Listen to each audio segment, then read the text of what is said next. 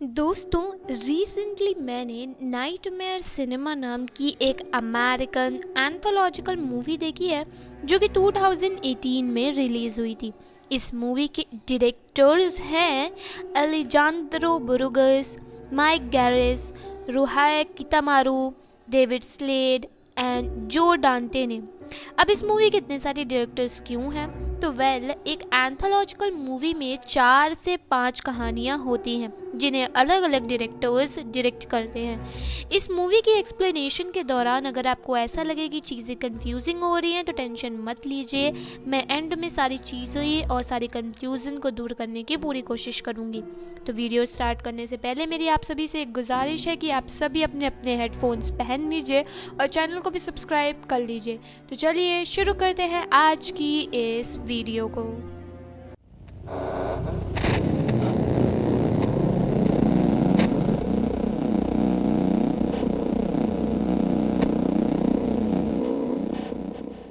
तो पहली कहानी स्टार्ट होती है और हम समंथा नाम की एक लड़की को देखते हैं जो कि एक थिएटर की तरफ जा रही थी। वो थिएटर की बोर्ड की तरफ देखती है जिस पर the things in the woods नाम की मूवी लगी हुई थी। साथ ही उसके नीचे समंथा का नाम लिखा हुआ था। यह देखकर समंथा थोड़ा शॉक हो जाती है और वो थिएटर में एंटर होती है। वो थिएटर पूरा खाली था और जैसे ही समंथा एक सीट पर बैठती है वैसे ही फिल्म स्टार्ट हो जाती है जिसमें लीड रोल में और कोई नहीं बल्कि समंथा खुद थी। आगे वो खुद को खून से लथपथ एक फॉरेस्ट में देखती है। समंथा किसी से बचकर भाग रही थी और भागते भागते उसका पैर फिसल जाता है और वो एक ऑलमोस्ट सड़ी हुई डेड बॉडी पर गिर जाती है। तभी हम यहाँ एक मास्क पहने आदमी को देखते हैं जो समंथा का पीछा कर रहा था और इसी आदमी से बचने के लिए समंथा एक पेड़ के पीछे छिप जाती है। उस मास्क्ड आदमी के वहां से जाने के बाद समंथा के पास एक जेसन नाम का आदमी आता है जो समंथा के साथ मेन रोड की तरफ भागता है। मेन रोड पर इन्हें एक पुलिस कार आती नजर आती है जिसे रोककर ये दोनों उस पुलिस ऑफिसर को सब कुछ बताने लगते हैं। तभी वहां वो मास्क्ड आदमी आ जाता है जिसे देखकर वो पुलिस ऑफिसर उस आदमी पर फायर कर देता है। गोली लगते ही वो मास्क्ड आदमी जमीन पर गिर जाता है। अब ये पुलिस ऑफिसर उस आदमी के चेहरे से मास्क हटाता है जिसका चेहरा देखकर वो पुलिस ऑफिसर डर जाता है और जब वो ऑफिसर अपनी कार की तरफ वापस आने लगता है तब उसका पैर फिसल जाता है और वो जमीन पर गिर जाता है और एक्सीडेंटली उस ऑफिसर की गन से एक गोली चलती है जो कि उसी ऑफिसर को लग जाती है और वहीं पर उसकी डेथ हो जाती है। ये सब देखकर समंथा और जेसन दोनों बहुत डर जाते हैं और वो दोनों उस ऑफिसर की कार लेकर वहां से निकलते हैं। ये दोनों फौरन अपने दोस्त माइक के घर पहुंचते हैं और ये दोनों माइक को बताते हैं कि एक मास्क पहना आदमी इनके पीछे पड़ा हुआ है और उसने उनके दोस्तों को भी मार दिया। तभी वो मास्क आदमी वहां भी आ जाता है और वो एक हथौड़े से इन सब पर हमला कर देता है। जेसन तुरंत घर का दरवाजा बंद करके एक शॉट गन उठाता है लेकिन माइक जेसन से वो गन छीन लेता है और उस मास्क आदमी को मारने जाता है। ऐसे में वो मास्क आदमी तुरंत ही घर के अंदर घुसकर माइक को जान से मार देता है। ये सब देखकर जेसन उस आदमी को शूट करने की कोशिश करता है पर ये मास्क आदमी माइक की बॉडी को ढाल की तरह इस्तेमाल करके जेसन तक पहुंच जाता है और इन दोनों के बीच हाथापाई हो जाती है जिसमें वो मास्क आदमी जेसन को भी मार देता है। इस लड़ाई के दौरान समंथा घर में एक सीक्रेट दरवाजा खोजती है जिससे वो घर के बेसमेंट में पहुंच जाती है। यहाँ बेसमेंट में उसे कई डेड बॉडीज दिखाई देती हैं जिसके बाद वो एक कुल्हाड़ी लेकर उस मास्क्ड आदमी से लड़ने के लिए तैयार हो जाती है। इसके बाद वो आदमी यहाँ आता है और इनके बीच भी लड़ाई होती है जहाँ समंथा उस आदमी पर भारी पड़ती है। समंथा उस आदमी का मास्क हटाती है और समंथा ये देखकर शॉक्ड रह जाती है कि यह आदमी उसके ही कॉलेज का एक स्टूडेंट था और इसका नाम था फ्रेड यहाँ समंथा को याद दिलाता है कि लास्ट वीकेंड जब वो लोग पार्टी कर रहे थे तब आसमान से एक मीटियोराइट गिरा था और उससे कई सारे एलियन स्पाइडर्स निकले थे जो लोगों के मुंह के अंदर जाकर उन्हें इन्फेक्ट करने लग गए थे। फ्रेड इन स्पाइडर्स से बचने के लिए अपने मुंह पर आयरन मास्क लगा लिया था जिसके बाद वो उन सभी लोगों को मारने लग गया था जो इन्फेक्टेड थे। ये सब सुनकर समंथा का मुंह दो हिस्सों में बढ़ जाता है और हम उसके सिर के अंदर उसी स्पाइडर को देखते हैं। समंथा खुद फ्रेड को उसे मारने के लिए बोलती है और फ्रेड ऐसा ही करता है।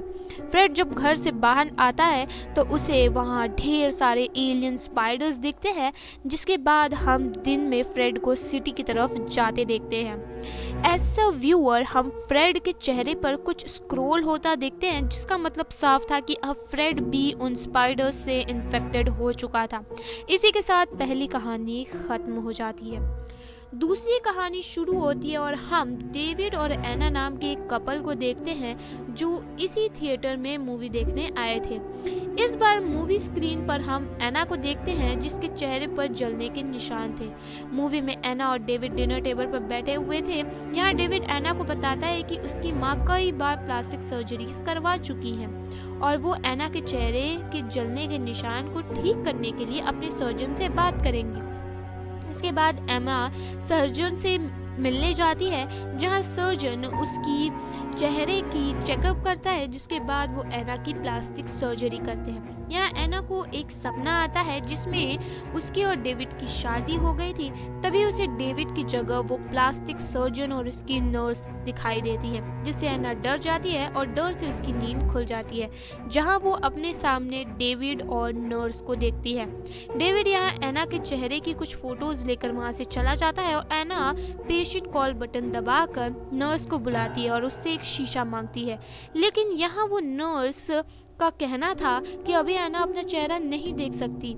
आगे रात में एना चुपके से नर्स के केबिन में जाकर छानबीन करती है तो उसे पता चलता है कि प्लास्टिक सर्जरी के द्वारा उसका चेहरा सुधारने के लिए नहीं बल्कि ज्यादा बिगाड़ने के लिए किया जा रहा था। ये देखकर एना घबरा जाती है और यहाँ से भागने की कोशिश करती है। वहाँ से भागने के दौरान उसे एक कमरे से किसी की आवाज आती है और वो जब उस कमरे में जाती है तो वहाँ उसे एक औरत दिखती है जिसके चेहरे पर प्लास्टिक सर्जरी करके उसकी आंखें और नाक दोनों को हटा दिया गया था। ये देखकर एना बहुत डर जाती है और वो लिफ्ट से भागने की कोशिश करती है, पर वो सर्जन और उसकी नर्सेज उसे पकड़कर सर्जरी कर देते हैं। इसके बाद जब एना की आंखें खुलती है तो उसके सामने डेविड था, जो उसे अपनी माँ से मिलवाने के लिए कहता है। डेविड के रूम से जाते ही एना अपने चेहरे पर से पट्टी हटा देती है और वो अपना चेहरा देखकर बहुत ही ज़्यादा डर जाती है, क्योंकि उसका चेहरा बुरी तरीके से बिगड़ चुका था। तभी डेविड अपनी मदर के साथ उस रूम में आता है और यहाँ हम डेविड की मदर को देखते हैं, जो दिखने में अजीब लग रही थी। उनका फेस भी बिगड़ा हुआ था। इसके बाद हम थिएटर में एना को देखते हैं, जहाँ वो खुद को अकेला पाती है और वो डेविड को ढूंढते हुए प्रोजेक्शन रूम में पहुंचती है। यहाँ प्रोजेक्शनिस्ट यानी वो जो मूवी चला रहा था वो एना को बताता है कि वो लोगों के नाइटमेयर्स यानी डरावने सपनों को कलेक्ट करके प्ले करता है। ये सुनकर एना चिल्लाने लगती है और यहीं पर दूसरी कहानी खत्म हो जाती है। अब यहाँ से शुरू होती है तीसरी कहानी, जो कि बेनेडिक्ट नाम के इंसान की थी, जो कि एक चर्च के फादर थे। वो भी थिएटर में फिल्म देखने आते हैं। थिएटर के बोर्ड पर मूवी का टाइटल था मैसेज, साथ ही बेनेडिक्ट का नाम भी वहाँ लिखा हुआ था। मूवी जब थिएटर में स्टार्ट होती है तो बेनेडिक्ट देखते हैं कि उनकी कैथोलिक स्कूल का एक स्टूडेंट पजेस हो गया था। वो बच्चा स्कूल के टेरेस पर चढ़ गया था और उसे कूदने से रोकने के लिए एक नन उसे बचाने जाती है, पर इससे पहले कि वो नन कुछ कर पाती वो बच्चा नीचे गिर जाता है। इसके बाद हम डैनी नाम की एक स्टूडेंट को देखते हैं जो अपने दोस्त की डेथ की वजह से बहुत परेशान थी और दुखी भी थी। उसकी माँ उसे समझाती है और यहाँ से सीन फादर पर शिफ्ट होता है, जो कि उस नन के साथ इंटीमेट हो रहा था। रात में वो दोनों चर्च के फ्लोर पर हर तरफ ब्लड देखते हैं, वहीं जमीन पर ब्लड से एक डरावना चेहरा बना हुआ था, जो देखकर फादर और नन दोनों डर जाते हैं। अगले दिन डैनी एक दूसरे स्टूडेंट से किसी बात पर झगड़ रही थी, तभी उसे बाहर एक डीमन दिखाई देता है, जिसे देखकर वो बहुत बुरी तरीके से डर जाती है। इसके बाद रात पे सभी स्टूडेंट्स पजेस्ड हो जाते हैं, साथ ही उन सभी की आंखों से खून भी निकल रहा था। वहीं दूसरी तरफ हम उस नन को देखते हैं जो उस डीमन के बारे में एक बुक में पढ़ रही थी। इस बुक में उस नन को पता चलता है कि उस डीमन का नाम था मैसेज, जो कि खराब कैरेक्टर्स के लोगों को सजा देता है। नन तुरंत जाकर फादर को इसके बारे में बताती है, तभी वहां वही लड़का आ जाता है जिसने कहानी की शुरुआत में टेरेस से कूदकर खुद को समाप्त कर लिया था। वो लड़का अब एक डीमन बन चुका था और यहाँ वो फादर एक क्रॉस लेकर उसे कंट्रोल करने की कोशिश करते हैं। वो लड़का यहाँ बताता है कि मैं डीमन नहीं हूँ, लेकिन वो उसके अंदर है, और इतना कहकर वो लड़का गायब हो जाता है। यहाँ फादर और नन को लगता है कि वो लड़का डैनी की बात कर रहा था, इसलिए वो दोनों डैनी को मारने की कोशिश करते हैं, पर तभी वहां डैनी की माँ आ जाती है और वो उसे बचा लेती है। यही नन को शीशे से पता चलता है कि वो डीमन डैनी के अंदर नहीं बल्कि उसकी माँ के अंदर था। इसके बाद वो डीमन सभी स्टूडेंट्स को पजेस करके उन्हें टॉर्चर करने लगता है। जब फादर और नन बच्चों के रूम में आते हैं तो वो देखते हैं कि वो डीमन वहां एंटर कर चुका था, जिसके बाद सभी स्टूडेंट्स पजेस होकर नन और फादर पर अटैक कर देते हैं और फादर और नन तलवार लेकर पजेस्ड बच्चों के सामना करते हैं। पूरे चर्च में हर तरफ खून ही खून बिखरा हुआ था। इसी दौरान डैनी की मदर चर्च के टेरेस पर खुद को खत्म करने चली जाती है। नन उन्हें रोकने की कोशिश करती है, पर वो नन को साथ लेकर वहां से कूद जाती हैं। यहाँ डैनी की माँ की डेथ हो जाती है, पर यहाँ वो नन जिंदा बच गई थी, जिसे देखकर हम समझते हैं कि अब वो नन डीमन से पजेस हो गई थी। इसके बाद थिएटर का सीन दिखाया जाता है, जहाँ फादर ये सब देखकर बहुत डर जाते हैं। तभी फादर के पीछे प्रोजेक्शनिस्ट आता है और वो फादर को जान से मार देता है। यहीं पर तीसरी स्टोरी खत्म हो जाती है। यहाँ से शुरू होती है चौथी कहानी, जिसमें हम हेलेन नाम की लेडी को देखते हैं थिएटर में आते हुए। यहाँ वो स्क्रीन पर अपने बच्चों को देखती है, जहाँ वो और उसके बच्चे हॉस्पिटल में डॉक्टर से मिलने गए हुए थे। इस मूवी में सब कुछ ब्लैक एंड व्हाइट दिख रहा था और साथ ही आसपास के सभी कैरेक्टर्स डरावने और अजीब से दिख रहे थे। जब हेलेन डॉक्टर से बात कर रही होती है, तभी डॉक्टर के पास उसकी असिस्टेंट का कॉल आता है। यहाँ डॉक्टर हेलेन से बोलते हैं कि उसकी एक मीटिंग है जिसके लिए उसे जाना पड़ेगा, इसलिए हेलेन किसी और दिन उससे मिल ले आए। बाहर आकर हेलेन को उसके बच्चे बाहर नहीं दिखते और वो उन्हें ढूंढने लगती है। इसी दौरान हेलेन वहाँ काम कर रहे कुछ लोगों से भी मिलती है, जो कि दिखने में काफ़ी स्कैरी लग रहे थे। ये सब देखकर हेलेन बहुत डर जाती है और अपने बच्चों को ढूंढते हुए एक रूम के बाहर पहुँचती है। यहाँ उसे अपने बच्चों की और डॉक्टर की आवाज़ सुनाई देती है और यहाँ उसे अपनी जिंदगी का सबसे बड़ा सीक्रेट पता चलता है। असल में हेलेन एक मेंटल पेशेंट थी और ये डॉक्टर उसका इलाज कर रहे थे। यहाँ तक कि ये बच्चे भी हेलेन के नहीं थे, इन्हें तो बस हेलेन को सपोर्ट करने के लिए अपॉइंट किया गया था। यहाँ डॉक्टर कह रहे थे कि हेलेन की हालत अब पूरी तरह से बिगड़ चुकी थी और अब उसका कोई इलाज नहीं था। तो वो कहते हैं कि उन्होंने हेलेन के बैग में एक गन रखी है ताकि वो खुद ही खत्म कर ले। उसके बच्चे डॉक्टर से पूछते हैं कि हेलेन कहाँ है, जिस पर डॉक्टर कहते हैं कि वो इस वक्त दरवाजे के बाहर हमारी बातें सुन रही है। इसके बाद हेलेन रूम में अंदर आती है और वो उस डॉक्टर को ही शूट कर देती है। इसके बाद हेलेन दोनों बच्चों को साथ लेकर वहां से निकल जाती है। कहानी के एंड में हम हेलेन को थिएटर में देखते हैं, जहां वो अपने बैग से एक गन निकालकर खुद को शूट कर लेती है। यहीं पर यह कहानी खत्म हो जाती है। यहाँ से शुरू होती है पांचवी और आखिरी कहानी, जिसमें हम रायली नाम के एक लड़के को देखते हैं जो थिएटर में एंटर करता है। जब मूवी स्टार्ट होती है तो रायली मूवी में खुद को स्टेज पर पियानो बजाते देखता है। इसके बाद वो अपने पेरेंट्स के साथ घर जाने लगता है, पर तभी उनकी कार में एक आदमी आकर बैठ जाता है। यह आदमी रायली के सिर पर गन रखकर उसे मारने की धमकी देता है और उसके पेरेंट्स को कार से बाहर निकलने के लिए कहता है। रायली के डैड इस आदमी से लड़ते हैं, पर गोली लगने की वजह से उनकी डेथ हो जाती है और इसी तरह रायली की मॉम की भी डेथ हो जाती है। रायली यहाँ से भागने की कोशिश करता है पर वो आदमी रायली को भी शूट कर देता है। इसके बाद रायली की आंखें हॉस्पिटल में खुलती है जहाँ वो ठीक लग रहा था। होश में आने के बाद रायली डॉक्टर से अपने माँ के बारे में पूछता है, जिस पर डॉक्टर उससे कहते हैं कि उसकी माँ अभी यहाँ नहीं है। इसके बाद वो रायली को आराम करने का बोल कर वहाँ से चले जाते हैं और अब आधी रात में रायली की आंखें खुलती है और वो अपने बगल वाले पेशेंट को देखता है जो थोड़ा डरावना दिख रहा था। रायली किसी तरह सो जाता है पर थोड़ी देर बाद वहाँ वही आदमी आ जाता है जिसने रायली के पेरेंट्स को मारा था। वो यहाँ रायली को मारने आया था पर इससे पहले वो कुछ कर पाता रूम में एक नर्स आ जाती है जिसे देखकर वो आदमी वहाँ से भाग जाता है। इसके बाद जब रायली की आंखें खुलती है और वो बाहर आता है तो उसे हॉस्पिटल में मरे हुए लोगों घूमते हुए दिखाई देते हैं। यहाँ उसकी मुलाकात केसी नाम की लेडी से होती है जो रायली को बताती है कि उसकी माँ की डेथ हो चुकी है।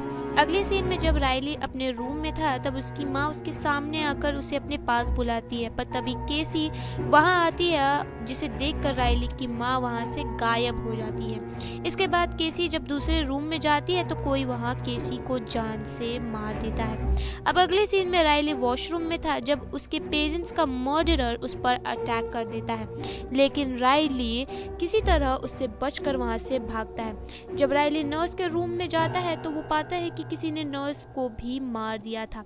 ये सब देखकर रायली डर जाता है और एक रूम में जाकर छिप जाता है जहाँ उसके सामने केसी की डेड बॉडी रखी हुई थी और यहाँ वो केसी की डेड बॉडी के साथ ही छिप जाता है। जब मर्डरर इस रूम में आता है तो उसे रायली नहीं मिलता तो वो वहाँ से चला जाता है, पर जैसे ही रायली इस रूम से बाहर निकलता है तो वो मर्डरर रायली को देख लेता है और वो रायली का गला दबाने लगता है। इतने में रायली अपने सपने में अपनी माँ को देखता है जो उसे अपने पास बुलाती है। वहीं उसे अपने सपने में केसी भी दिखती है जो उसे ऐसा करने से मना करती है। इसके बाद रायली किसी नुकीली चीज से मर्डरर पर वार कर देता है जिससे वो मर्डरर वहीं खत्म हो जाता है। आगे नेक्स्ट सीन में जब डॉक्टर्स रायली को वहां से लेकर जा रहे थे तो वो केसी और अपने पेरेंट्स को साथ देखता है। यहाँ उसे वो मर्डरर फिर से नजर आता है जो जिंदा उसके सामने खड़ा था। इसके बाद थिएटर का सीन दिखाया जाता है जहाँ प्रोजेक्शनिस्ट रायली के सामने खड़ा था। यहाँ रायली उससे पूछता है कि क्या मैं मर चुका हूँ, जिस पर वो प्रोजेक्शनिस्ट उससे बोलता है कि तुम तो नहीं पर बाकी सब मर चुके हैं। यहाँ हम रायली के पीछे बाकी कहानियों के उन कैरेक्टर्स को देखते हैं जो अपनी अपनी कहानी में मर चुके थे। अब प्रोजेक्शनिस्ट रायली को यहाँ से भाग जाने के लिए बोलता है। इसके बाद यहाँ सुबह हो जाती है और प्रोजेक्शनिस्ट सभी मूवी रील्स को शेल्फ पर लगा देता है। यहाँ हम देखते हैं कि यहाँ कई सारी मूवी रील्स रखी हुई थी जिससे पता चलता है कि यहाँ कई सारे लोगों की मौत हो चुकी थी। इसी के साथ नाइटमेयर सिनेमा फिल्म खत्म हो जाती है।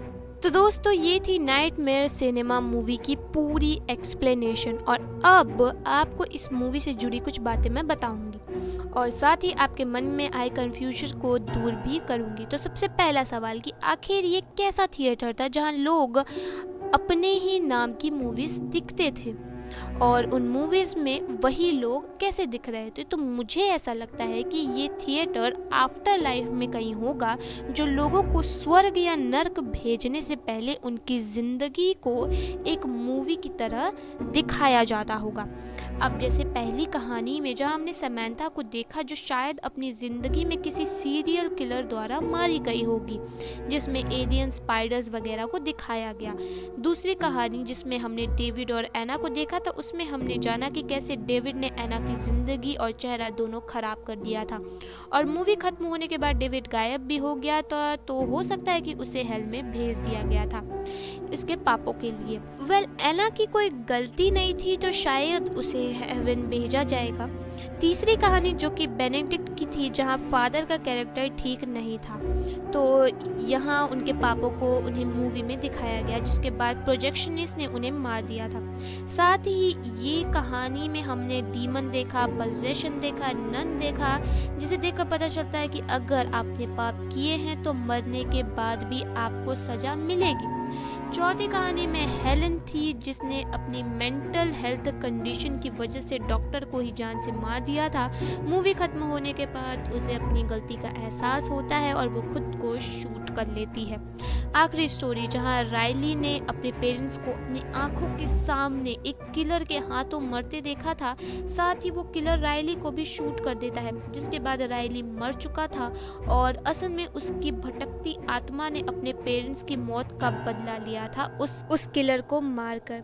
अब उस प्रोजेक्शनिस्ट ने शायद रायली को जीने का दूसरा मौका देने के लिए उसे वहां से भगा दिया था। मूवी के लास्ट सीन जहां वो प्रोजेक्शनिस्ट सभी लोगों की रील सेल्फ पर लगा रहा था, जहां हमने सैकड़ों रील्स देखी थी, तो इससे ये साफ होता है कि इस प्रोजेक्शनिस्ट के पास दुनिया के हर इंसान के कर्मों का लेखा जोखा था और हर इंसान अपने जीवन में जैसा कर्म करता था उसे आफ्टर लाइफ अपनी जिंदगी की झलक वैसी ही नजर आती थी। तो बस यही थी नाइटमेयर सिनेमा की कहानी और मुझे लगता है मैंने सारी बातें बता दी हैं, पर अगर मुझसे कुछ छूट गया हो तो आप कमेंट करके बता सकते हैं। और मिलते हैं नेक्स्ट टाइम एक ऐसी कहानी और एक ऐसी स्टोरी के साथ। तब तक के लिए बाय बाय।